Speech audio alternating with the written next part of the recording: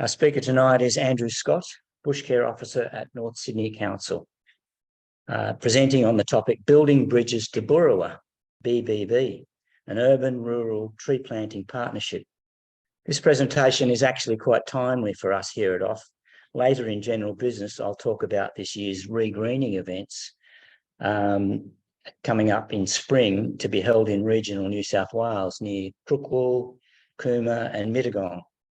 But right now, Andrew will tell us about the experience he has accumulated in the long-running BBB program, in which to date, over 60,000, and I think you're going to say it's more than 60,000 now,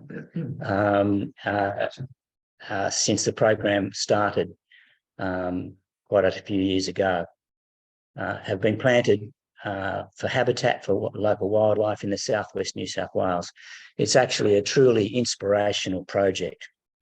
So with that brief introduction, I'll hand over to Andrew to tell us the full story. Thanks, Andrew.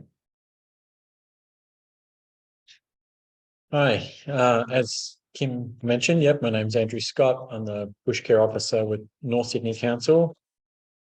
North Sydney Council is a medium-sized council, 10 square kilometres the other side of the Harbour Bridge.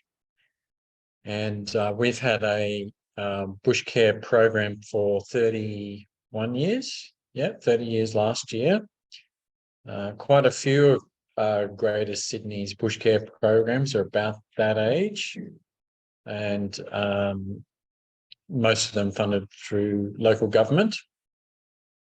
One of the this program I'm talking tonight was inspiration of one of our volunteers who happened to be passing through a rural town called Boorowa in southwest New South Wales, about 3.5 hours south between Yass and Young. And he heard about the plight of the Superb Parrot. Some people might have seen a Superb Parrot. It used to be a cage bird at one stage, quite a pretty bird.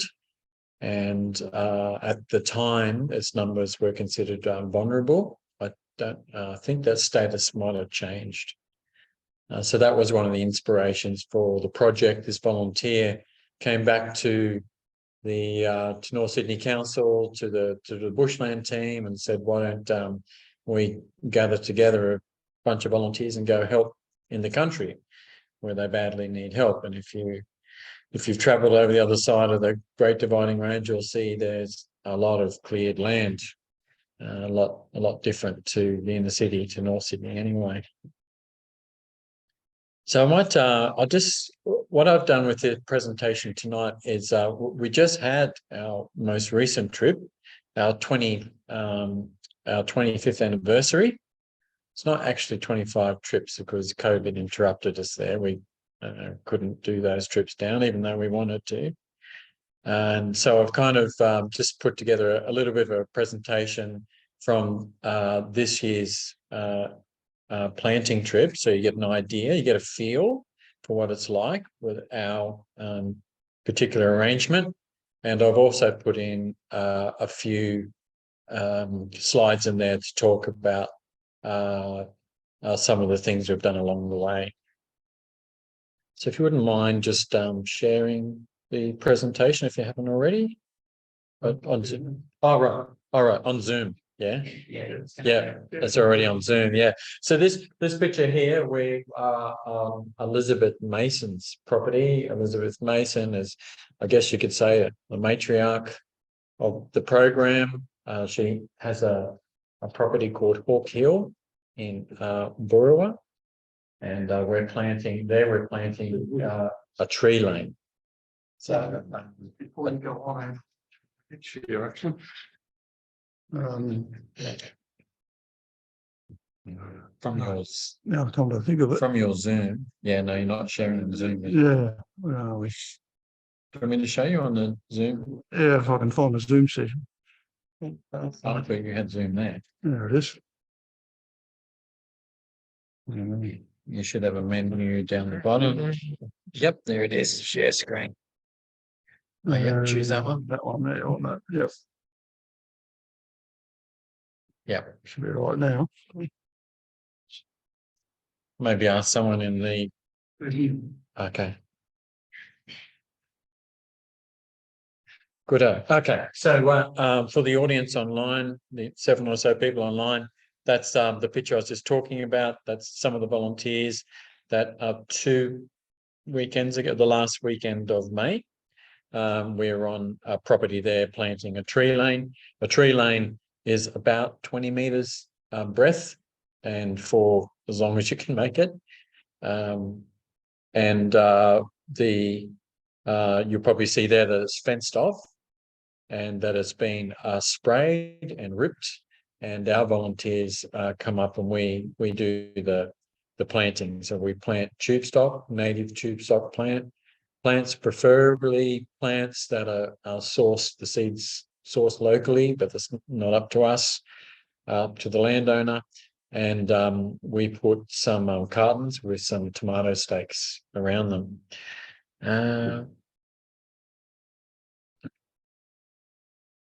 That's the, I guess if we had a hero species, that's.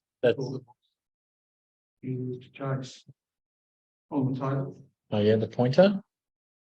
Oh yeah. The pointer.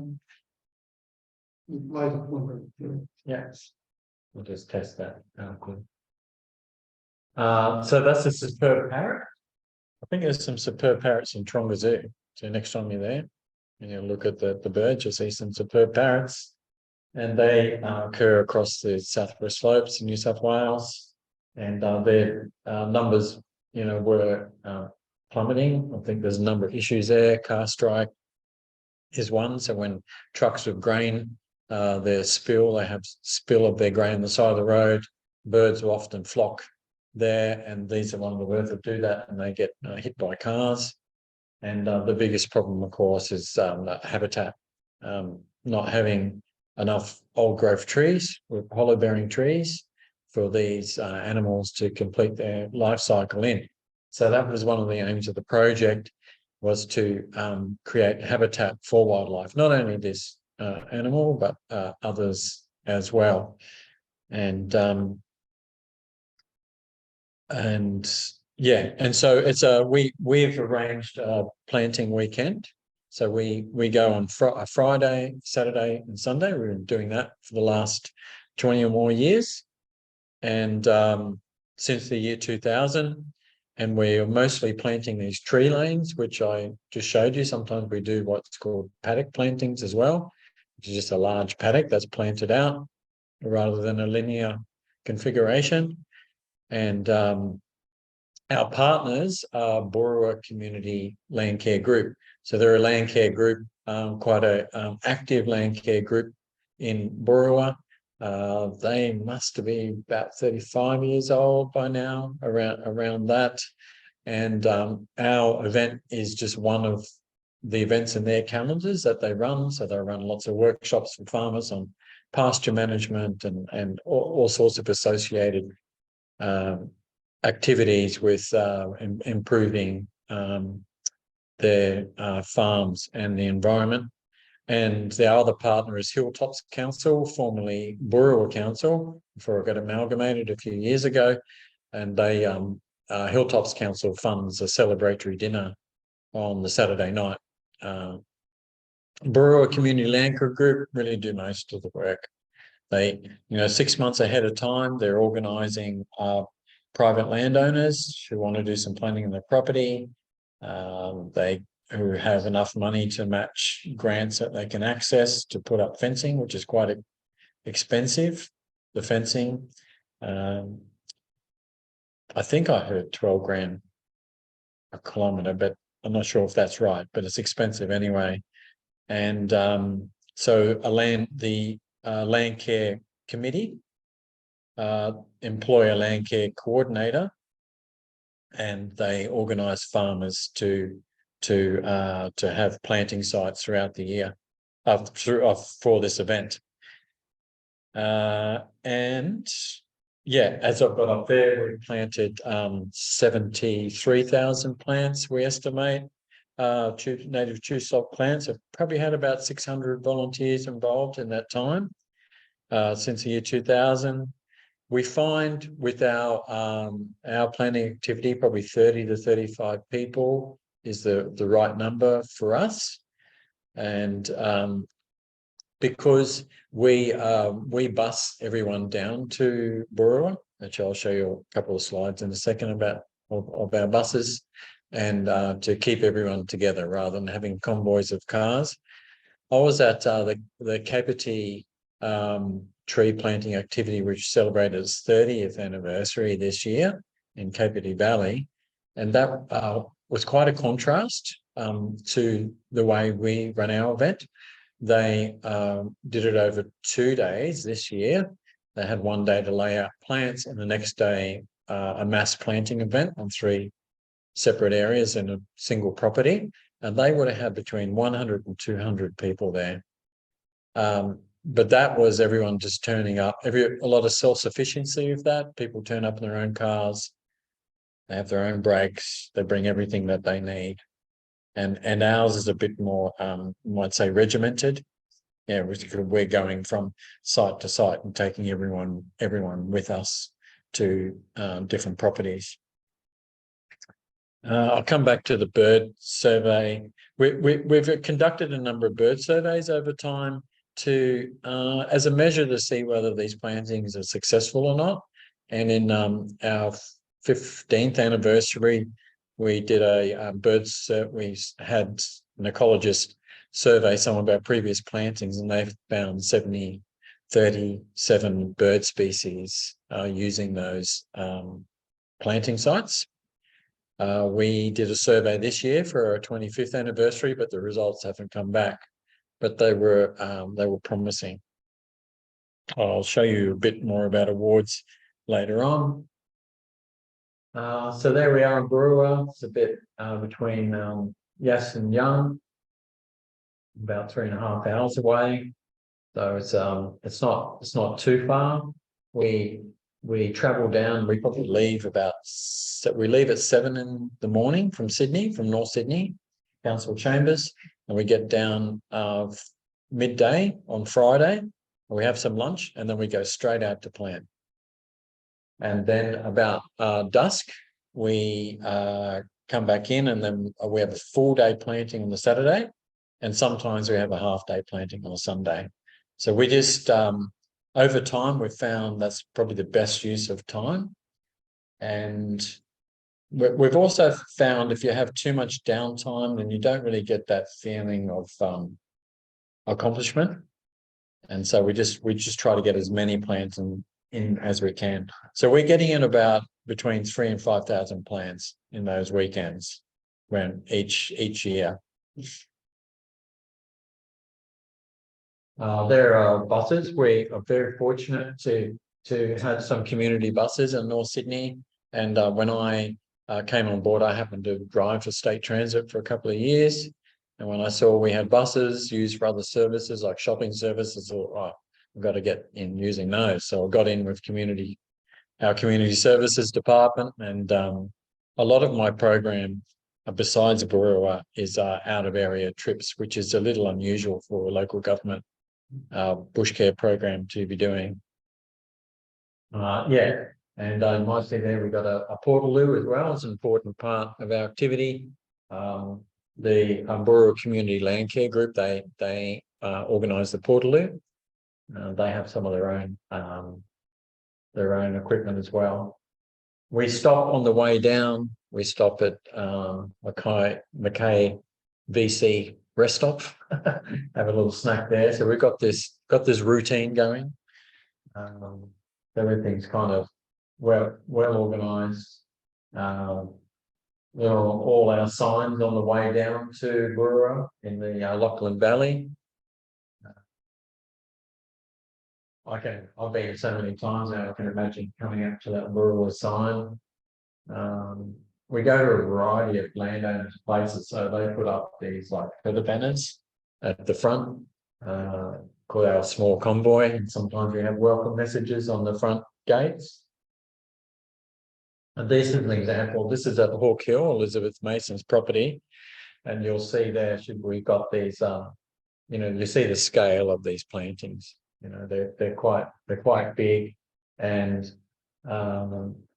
it's not always easy for the Landcare group to convince landowners to put aside such large areas for planting. Well, this area is mostly grazing, like sheep and beef cattle, and growing canola in spring. It's beautiful, all the canola fields out there. We started planting in autumn because spring rains over the last kind of decade become unreliable, and we were finding sometimes our plants wouldn't make it through summer. So we shifted from spring planting to autumn planting so that the tube stock would put on a bit more root and they'd be able to survive, you know, the hot or dry summers. Yeah, there's a million different ways to organise putting your plants in the ground.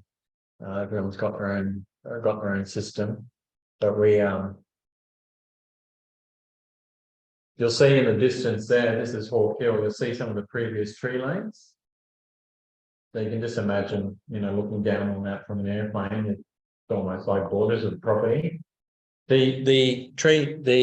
These plantings are 20 metres wide because that's the recommended, well, I think it's a condition of the plantings, so that it does provide enough habitat for birds. They seem to require, you know, this area for it to be a shelter, because you could see that some people might just get involved to create windbreaks, you know, for other purposes of protecting their animals. So I think that's possibly a reason that Landcare Group insists on a certain width of each planting site. Food is an important part. There's always morning teas and afternoon teas, and country food's great. After the planting's done, we usually plant till dusk, and then we're back to the local hotels, where the arrangement we have, and probably one of the reasons that our program's a success, is that we have equal contributions from people. So we've got the Landcare group, you know, organising the farmers, accessing some grants to supplement the farmers' costs for planting, you know, tree lanes. We've got our team organising our volunteers and transporting our volunteers. So I'm doing that part of the logistics, bringing the people to the sites, and the volunteers are paying for their own accommodation and some meals. And then, as I said before, Boorowa Community Hilltops Council pays for a celebratory dinner on the Saturday night. Well, that's just a model of one of the hotels. I didn't have one on hand quickly to show you. Day two. This is day two at I want to just move. Can I yeah. I want to just move. I'm just going to move the picture. Can you minimize the people's faces there? Because I just want to, it's covering my notes. Oh, I don't want to have that pop up, obviously. mouse turns itself off. Just minimize that. Yeah, choose that one there. Yep, that's good. Where was I?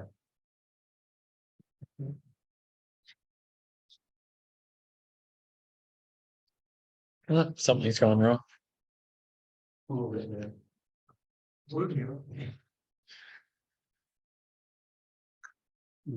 Beautiful. I might as well speak to you about the pictures we've got in front of us. Yeah, so this is day two. Day two is always my favourite day. It's a full day out in the paddocks. And this property was huge. It was like, I think it was 2,500 hectare property. And this was the property of the Landcare coordinator, the new Landcare coordinator, Amber and Pete Kelly's property. And we had a cutting of the cake for our 25th anniversary. It's always important to celebrate anniversaries, I think, and what actually. Yeah, on the second planting, second day we would plant about this year plant about 3,500 plants in 4 different sites. So we probably start at 8 a.m. in the morning and pick up all the volunteers from the local hotels, a couple of local pubs, and we're going. Oh, that's no good. Screen sharing has stopped because the external display is disconnected. So it's All right, you just start. just have to Just share screen again. Oh, okay. Yeah. Okay. The slides still aren't working.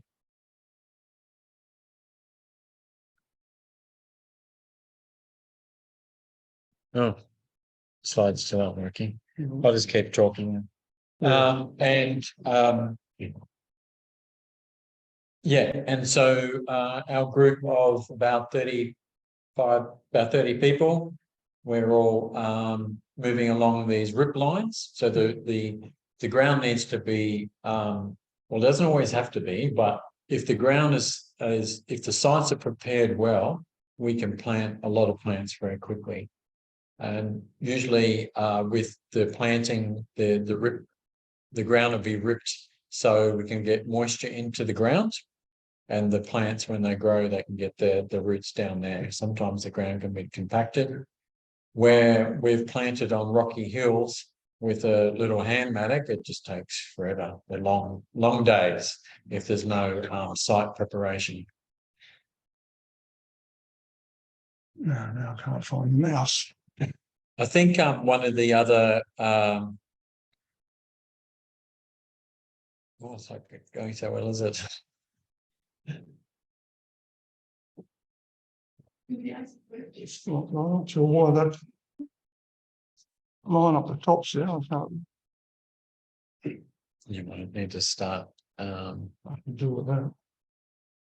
Maybe we could ask a few questions while you. Yeah, sure. Going. Somebody. Yeah. Speak up. Yeah. Oh, okay, yeah.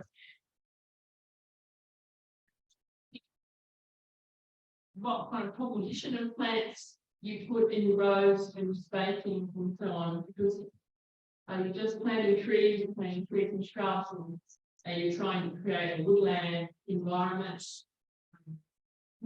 Because there can be some issues with promoting weed growth when you rip the soil, depending on both in weed. Yeah, well, we definitely. Well, the answer to that is it's a combination of things. So it's the farmers have to buy the plants, and so it's really up to them. But of course, we don't want to be planting just anything. We want to be. So over time, I think the plantings have improved. So Greening Australia used to supply a lot of the plants previously, which is quite good. And it's usually a mixture of trees and shrubs, and sometimes ground covers these days as well. The trees we need for the habitat, and the shrubs. So a lot of the acacias. So the Superb Parrot, for example, they eat the seed of the acacias. So, but the acacias aren't long-lived, and the arrangement of the planting can be important for some farmers because they don't want the acacias senescing and damaging the fencing, because the fencing is so expensive. So some farmers will say, do not plant acacias on the outside line next to the fences, plant them in the middle. So yeah, did that answer that question?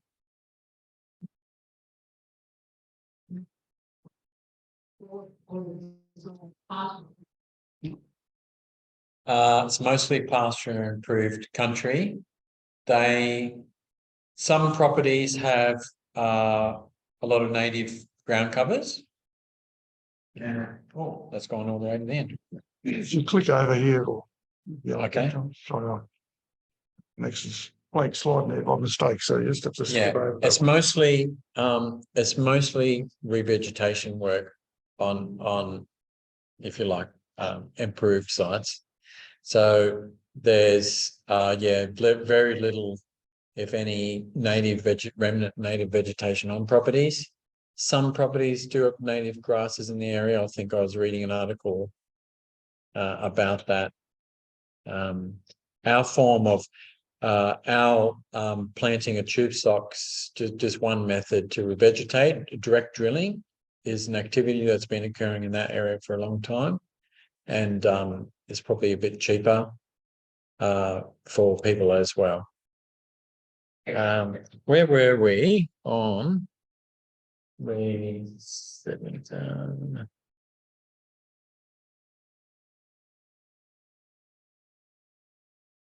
Our presentation is not going so well, is it? How can I scroll up here? How can I get up there? Click on the slider. Oh, here. Mouse buttons are reversed on that, by the way. Oh, Make it a bit easy. there we go. There we go.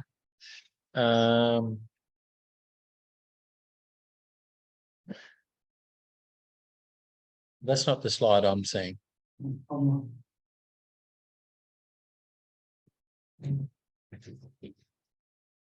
Which one do you want to go to? That one there. Right. That's it there, isn't it? It's not being Oh. shared. Interesting. That was on haywire here. And then if I close PowerPoint down and we'll start again. I think that's the problem.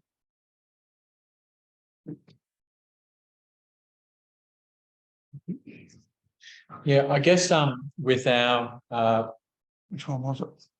scroll right down to the bottom of the PowerPoint. Oh, right, okay. Yes.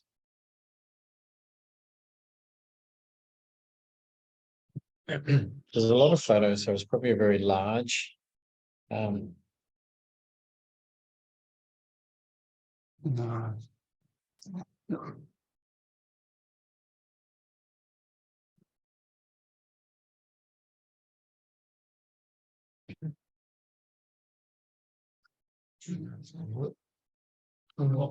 Okay, is that working here? Just putting on this presentation mode. I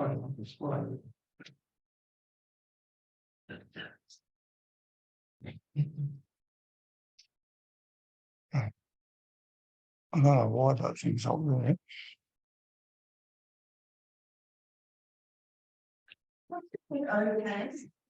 Okay. Ah, Yeah,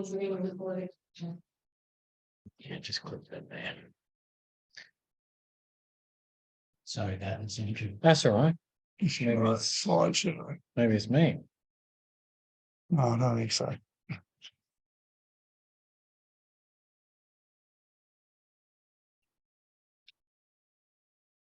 Go through now. Yep. Yeah. Come on. Okay.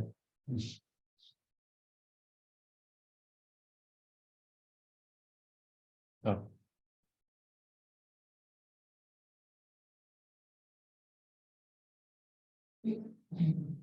Yeah, so that gives you a bit of a feel for that. Oh, that's where I was. Oh, I'm still going. Sneak past it. Pretty well there. Tell you what, the food looks pretty good. Right. So let's stop here. So these are our Landcare coordinators, and you'll see, and so on Saturday they'll feed us as well. The food's always an important part of any one of these painting activities, and of course, Boorowa has its own there's some equipment as well. So lots of different tools. As I mentioned before, we're celebrating milestones, 25 years. Incidentally, sorry, the important part of that, besides the cake, is that that's our Mayor, Zoe Baker, and the Mayor of Hilltops, council as well, cutting the cake. So we've always found that important to put out invitations to dignitaries where we can to get recognition for the program and get support. So we've had our state, we've taken down our member for North Shore down on planting previously, Felicity Wilson. And we've had Prue Goward in the past attend some of the celebratory dinners. And so we've always found it, and Wendy Tuckerman, who is a federal member in that region down south, attends as well. So we always make sure we put out the invites so the dignitaries that come and get recognition for the program. A celebratory dinner this year, we had that's Wendy Tuckerman to the left of our mayor and 3 of our councillors. So our councillors, the last 2 years, we've had 3 or 4 councillors come down as well and get involved and do some of the work. And we have a signing of, we have a memorandum of understanding every 5 years. So each of the parties makes a commitment to one another that we'll do this for another 5 years. Dinner's put on there. That fellow's there, the ecologist, speaking about the birds that were observed during the weekend. Another planting site, day 3, a different farmer here. So I think there's three separate farmers for the last weekend. Sometimes there can be more. And she happened to be a retired home economics teacher, so the food was fantastic. Even the gluten-free stuff. On the 15th anniversary, one of our volunteers did some research and of the previous newsletters. We happen to keep an archive of all our newsletters, which I hope you do too for your society, and researched the program and put together a retrospective look at the program, why it works, and so in the hope that it will inspire other people to replicate the program with whatever partners they choose. And I've always found doing activities like this, putting these creating things like this are really important as supporting documents for when you do go for grants and when you do apply for awards. So it gives the judges or the people determining whether you get the grants, some extra information or, some detailed information about what's gone on over the years.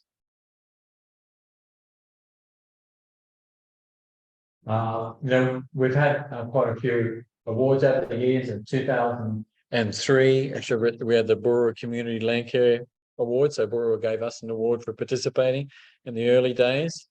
2015, we got the Australian Government Partnerships with Landcare Award. That was in Orange. I attend a lot of Landcare conferences, state and national. I think they're really inspiring conferences to go to if you're in any ecological restoration group, and you really meet a lot of the like-minded people, and it's a good place to share ideas.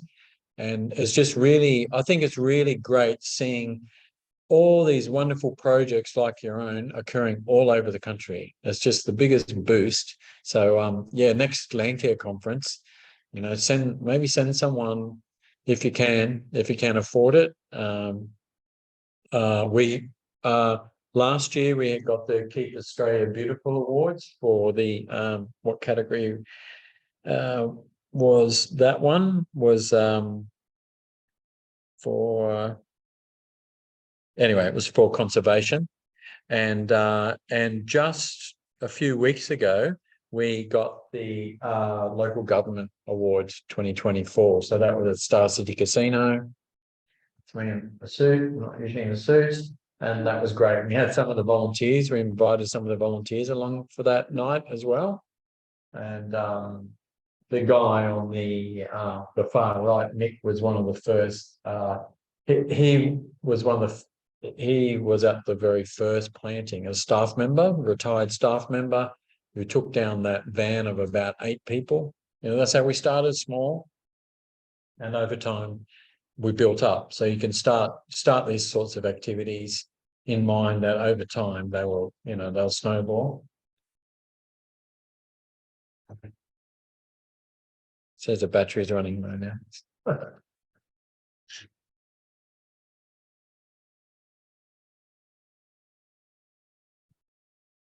Space bar, big one.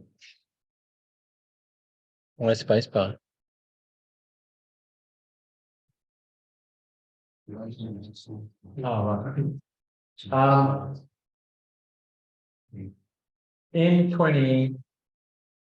In 2005, we my predecessors in the bushland team put in for a environmental trust grant, and which we were successful in getting, and that grant was to fund the hiring of a coach, and also pay the accommodation of volunteers for 3 years.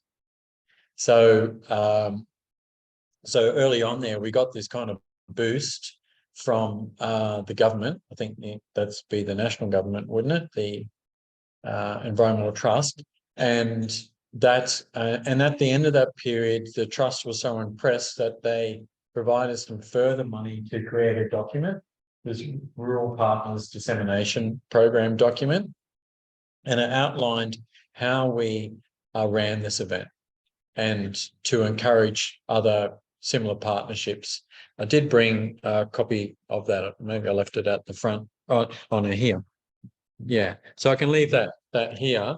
I mean, the document's old, but not much has changed with the idea, and it's basically, you know, finding a partner for a Landcare group, you know, in areas that do need a lot of planting being done, areas that have been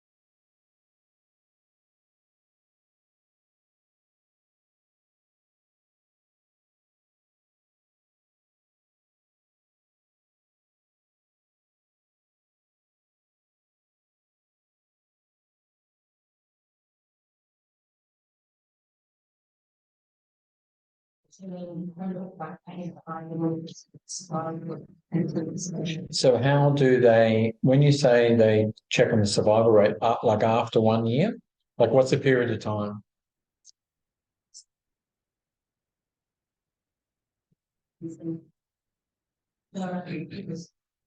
When I was there this year during the their celebratory dinner, they a speech there, they said there were 250,000 plants being planted in that project. But they plant twice a year, and they have a different approach to what we do, the way they plant. They just have literally hundreds of volunteers. Yeah. Yeah, well, it would be interesting. No, we haven't. We do know some years have not been good. Most years seem to be fairly good. The evidence is there when we revisit. We looked at the last property we visited this year. Looked at a 9-year-old planting. It was fantastic. It was really good to look back and see. I helped plant that. Yeah. And when you say to do bird surveys, is it part of the Australian Birds on Farm program? No, it's not. We're involved in another property ourselves. In North Sydney Council, we've been counting the every couple of years now, and counting the birds in freshly planted stuff and some flying and old growth, and just comparing the various ages and what's in the forest. We do that twice a year. Yeah, I think the best way to do that would be to approach bird groups in the region.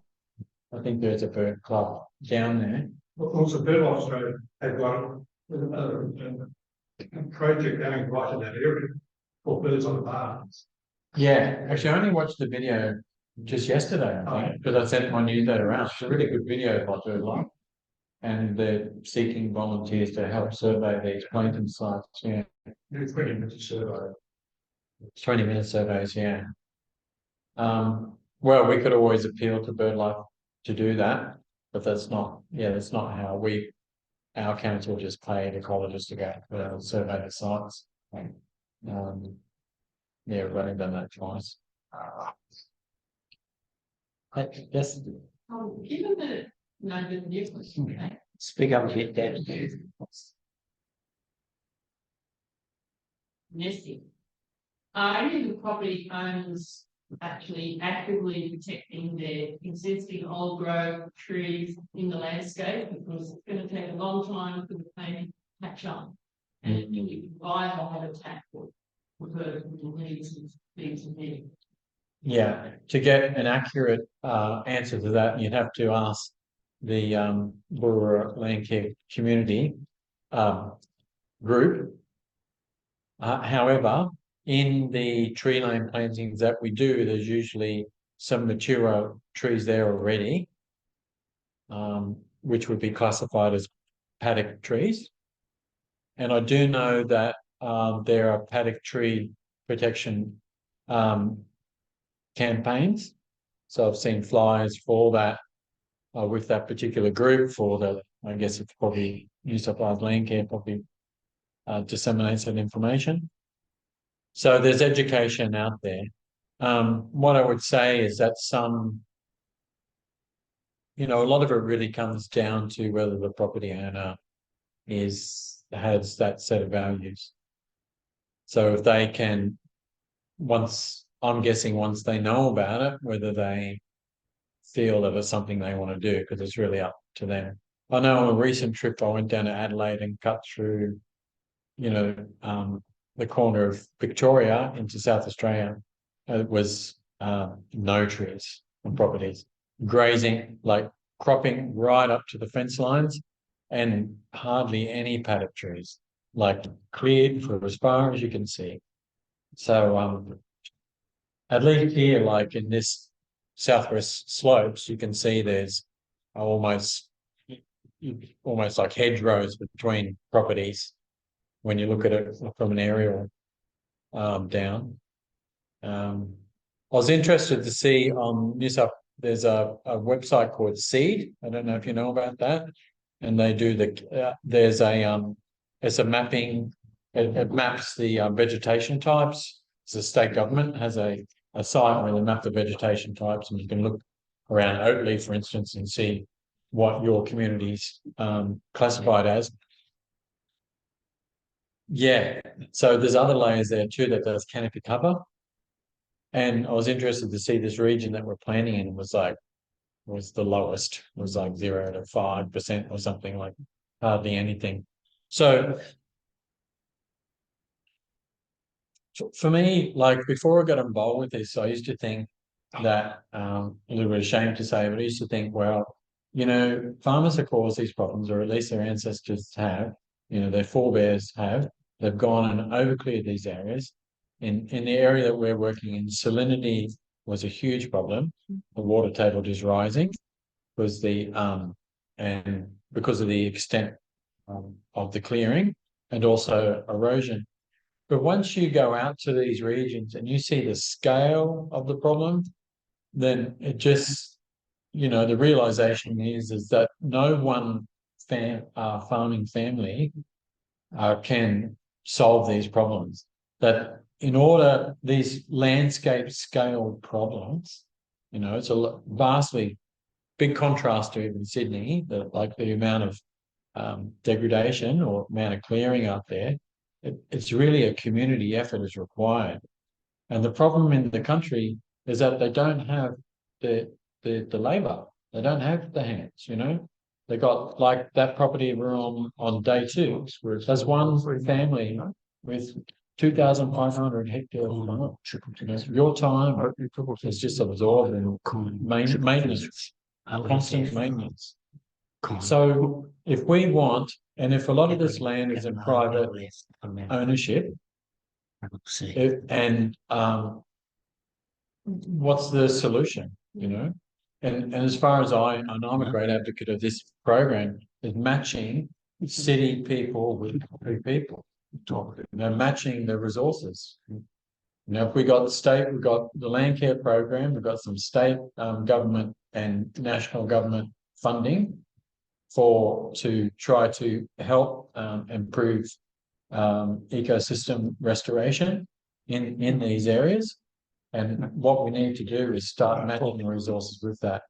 We need to start getting city people out there in the country to see what's going on there, see how bad the problems are, and to give everyone the opportunity to have a hand in repairing it.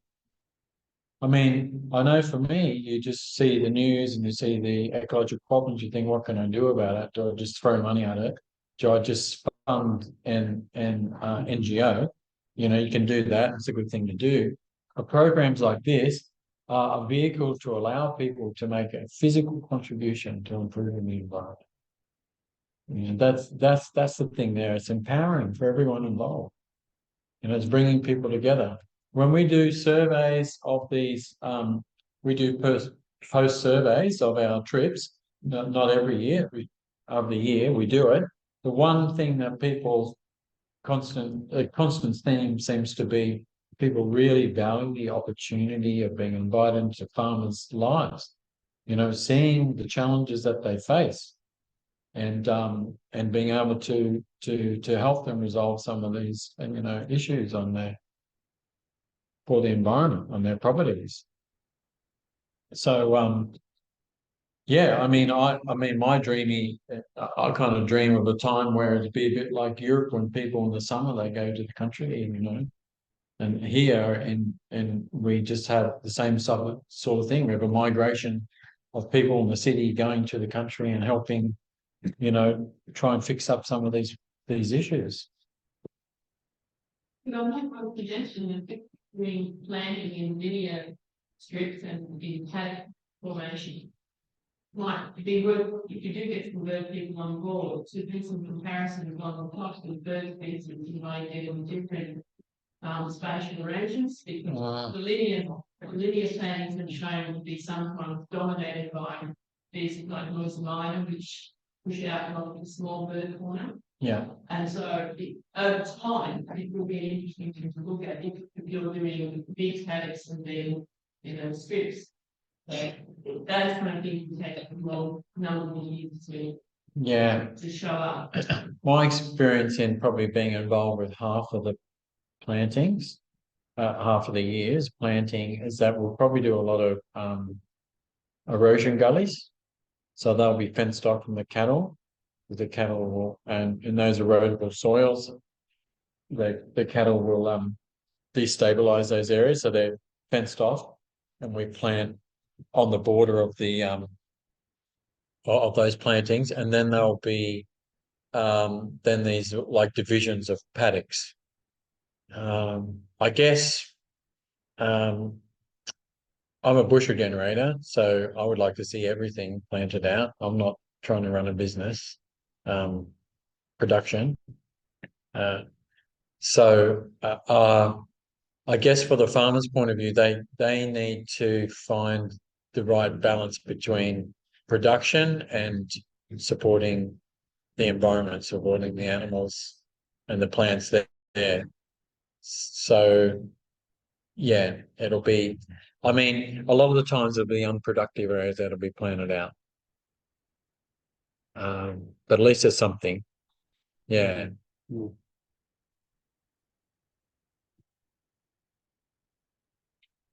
Yeah. So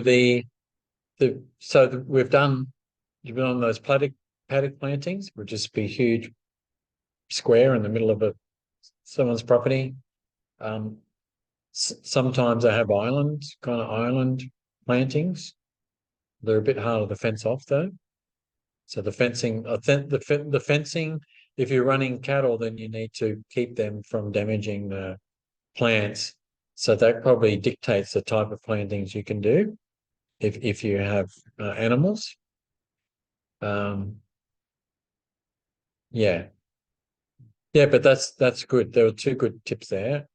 Look at survival rates and compare species diversity for type plantings. Yeah, different types of spatial plantings. The other point I was interested in seeing is the number of politicians that you got involved to get them out the front. They get the glory, but they then feed back into the program and support it. So that's obviously a good thing to do. Well, Landcare seems to be, it's good for everyone. It's a pat on the back for everyone. You can't go wrong if you're a politician supporting revegetation projects, can you? Mm. You know, and it seems to cross the divide. It seems the Liberals, the Nationals, the Greens, the Labors, they're all, it appeals to everyone to be seen to be doing something, you know. There's a Parliamentary Friends of Landcare group and state government. So we host them at North Sydney Council once or twice. And so there are politicians and all the different parties that advocate Landcare and doing some restoration projects for Landcare. So I think we just, well, it's increasingly important. I mean, you know, we're in the decade of ecological restoration by the UN's decade of ecological restoration at the moment. I think what are we in our 7th year? 7 years left. We're in our 3rd year. And it's because we are having, you know, a biodiversity crisis right now. So activities like this are really important. For me, revegetation is not the ideal solution. I mean, it's a solution to the problems in these areas where there's no vegetation left or little left. We need to be protecting, you know, what's left and trying to help it regenerate by itself, these systems. Yeah, I mean, the world, if the UN recognises this problem, then I think our country should and keep supporting, you know, Landcare activities, bushcare activities, coast care activities, societies like yours looking after remnant vegetation.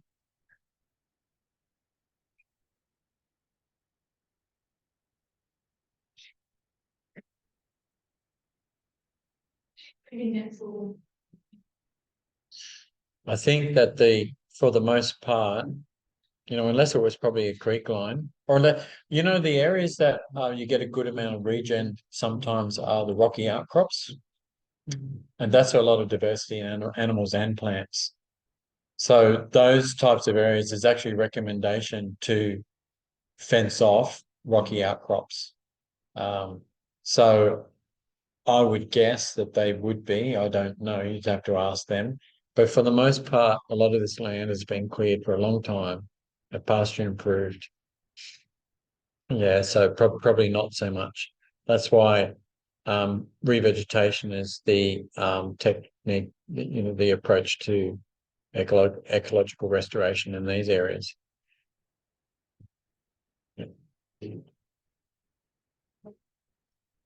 No, I'm not seeing vines. Yeah, I think that's probably yeah, it probably would be helpful. Yeah.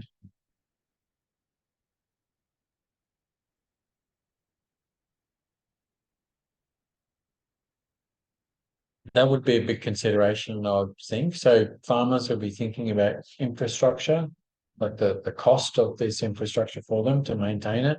So anything that would be damaging their fences, they wouldn't go for it. And you could see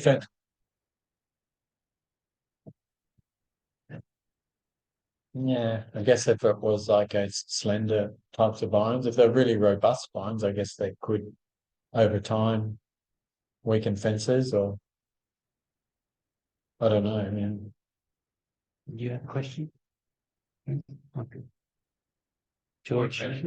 Using automation to help you paint those 20-kilometre lanes faster. You won't need us anymore.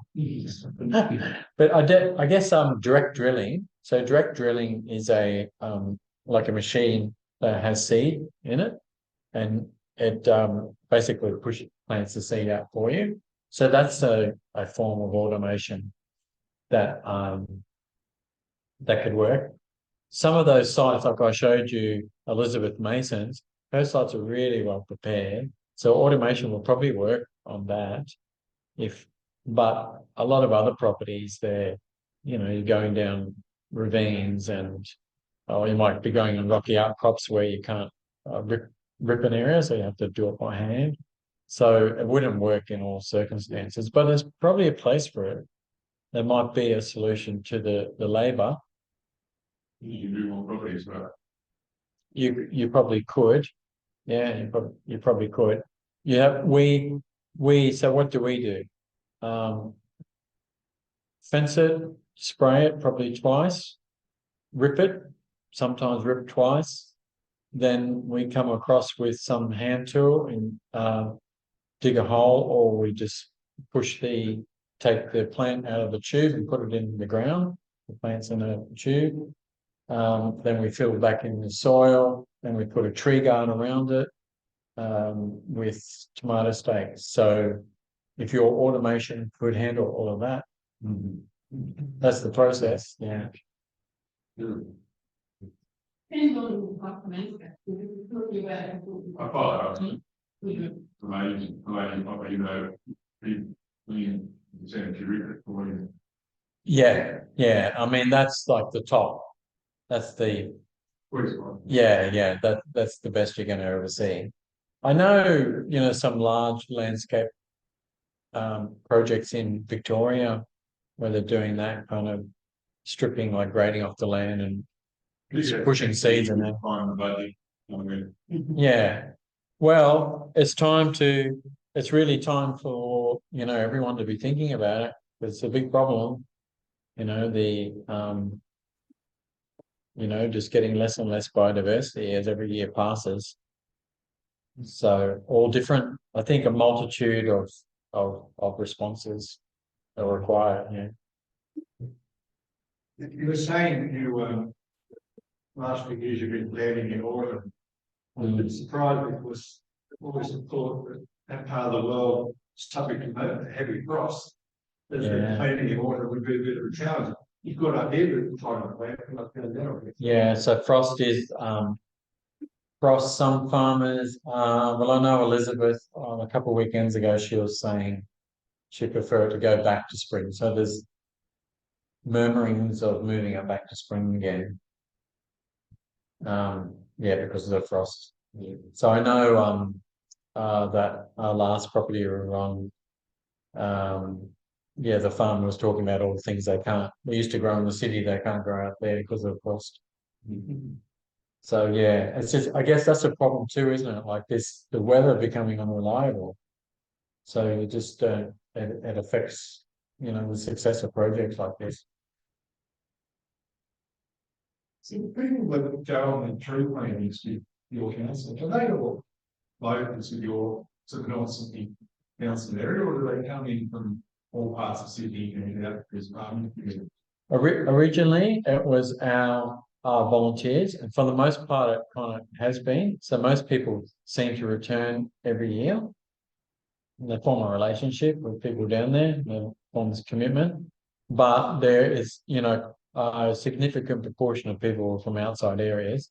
So there'll be usually other bushcare programs. So there's a couple there from Randwick. There's some from Northern Beaches, some from Willoughby.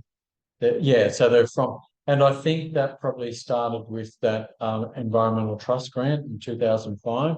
So when they had that push on to get more volunteers, and it was probably for free, and you know, many more people were invited to come along, and those coaches held like about 50 people or more. But I guess the problem is we've found for this type of planting that we're doing, going around from site to site, as soon as you get over that 40 mark, it's not productive. People aren't productive. It seems to be that, you know, between that 20 and 35 mark, that number of people seem to work well together and can do a lot of work. And then, yeah, the years where 40, 50 people just standing around, you know, what next? Yeah. Right. Maddie? You mentioned before the under land holes requested planting go back to spring. Maybe you do a combination of two things. So you don't have to have people wait to get people volunteering. Yeah. Wow. Perhaps for spring. Yeah. Well, I wonder what the council has to say about that. I mean, it's already. Comprehensive. So you're going to have to compromise that. Things like that. People want to make them, Well, you can do this planning, you can organise them different ways. This is being subsidised by local government. Our team has said, you know, in the past that you know, if we were to do this today, we wouldn't have got permission. But just back at that time, you know, back in the 90s, there was a lot of energy, a lot of positivity around doing environmental restoration work, about spending money in these areas. And there seemed to be pushback, you know, in recent decades, hasn't there, against this sort of stuff. But maybe that's where the KPT works well, where it's all these individuals that are transporting themselves, feeding themselves, you know, organising the breaks themselves. So it's not all the service delivery involved. Because you could potentially do a mix. Council doesn't want to do the bus trip twice a year, and maybe that's what you and whoever else will be going there anyway. In a small bus and volunteers, plenty of volunteers, we have to do it on their own. Possibly. I mean, the logistics of the way we do it too, we're doing like this. We did 3 different areas around Boorowa here. We did Rugby, Rye Park, and Boorowa. So that, like, some of them are like half-hour drives, 40 minutes. They're all different areas around. So we wouldn't really want convoys of cars going there and all the implications of accidents, people getting lost, people going to private properties in cars that don't have enough height, or don't, you know what I mean? The logistics involved with that. Yeah, I've got. Yeah. That cabinetry thing this year with one site, everyone, all these hundreds of cars all park in the paddock, and they just plant one area. Yeah. And for us, we're just going like a, yeah, from site to site to site to site. Mm. Um, It's interesting that you said, sorry, the council is actually subsidising this work, and years ago, our council had a sister city relationship with Tamworth, and there used to be exchanges of people and doing different projects of different sorts. But now there's none of that. Everybody has to spend the money that they get in their own area, and they don't go outside the area. Yeah, I think we don't use the term sister city, so there's probably politics around that. That's right. Yeah. Country towns. So yeah. So there was a Buddhist group that replicated what we're doing, but they did it with Boorowa Community Landcare Group, and so they were doing Tao. I can't remember the name. I won't do it justice by trying to repeat it. And so they did that for a number of years, and Boorowa Community Landcare Group found it too much to be organising 2 of these big planting activities every year. So you've got to think about your partner too, what type of burden, because you remember that we're a team of 5 or 7 staff here, and then paid staff, and then the Landcare group, they're about the same size or less sometimes, just trying to organise these plantings, and they're volunteering their time. So yeah, you got to think about what type of burden you're putting on your partner. We want to meet needs, don't we, when we do projects like this? Like, I'm conscious when I do out of area activities into our to other local government areas in Greater Sydney, which I do quite often, every couple of months, that we are contributing something. We're not becoming a burden. So we're something to consider. We just had a question come in on the chat line. How can we convince our council to undertake a program like this? Yeah, that's a good one. Well, they're not going to do it unless you ask. Yeah. So what we've found, well, I know in my own council, if community members want something done, then we want to be hearing the same message from more than one person to start with. If there's any less than 3 people, then it's not going to be, taken seriously. It's why does it work for us? Because our team is committed to it. So you need to have a committed team. Your bushland team. The idea came from our program, our bushcare program. The staff and the volunteers thought it was a good idea. So we've got a team of employees that think it's a good idea, and they commit to it every year. We've got a Landcare group that can being able to fund a Landcare coordinator, which sometimes is touch and go, and they seem to be keeping the plannings going every year. They like the activity. They can use the activity to access grants, when they do their applications on the success of past activities. We've got a group of councillors that approve of what we're doing. Hilltops Councils approves of what we're doing. It's hard. I've got 4 stakeholders who all keep backing up every year. Yeah. Ways of keeping up that enthusiasm. If our team decided, like, if we leave, which will, happen, and people that replace us aren't interested, then it's not going to happen.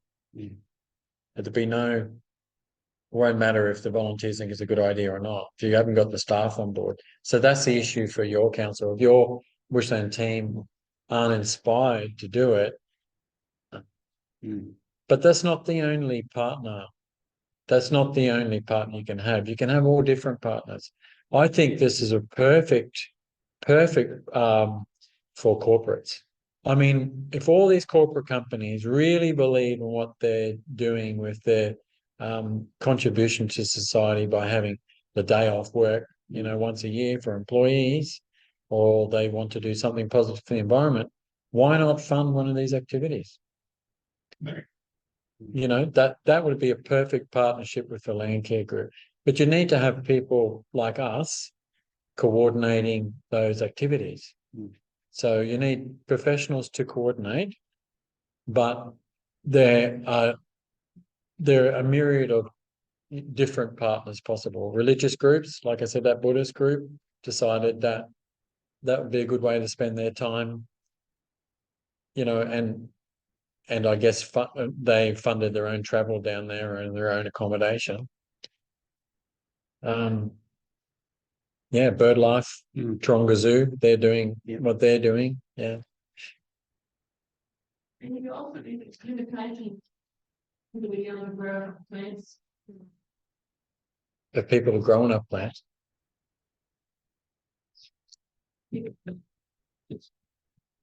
Yeah, well, some like Elizabeth Mason used to grow her own plants, like she'd grow them 6 months ahead of time. She now has someone collect the seed and grow them for her, so that comes out of her purse. Other farmers are buying from native nurseries within the region, around the Canberra, etc., around there, plants that are suitable or a representative of what used to be there. I'm not sure. You have to speak to the Landcare officer to know how much money they get. I'm pretty sure that the grants would cover buying some plants for sure, but most likely. But I think it'd be up to the farmers to purchase them themselves. I think the ideal situation is like what we used to have with the Catchment Management Authority. We'd be having this idea of managing catchments and having a strategy, of let's plant all the creek lines or the whole catchment, for example.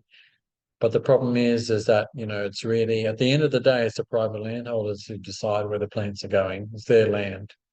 So they've got to be on board. But I still think if authorities had that, what they used to have, that kind of idea of managing catchments, that would help. Okay, I think we better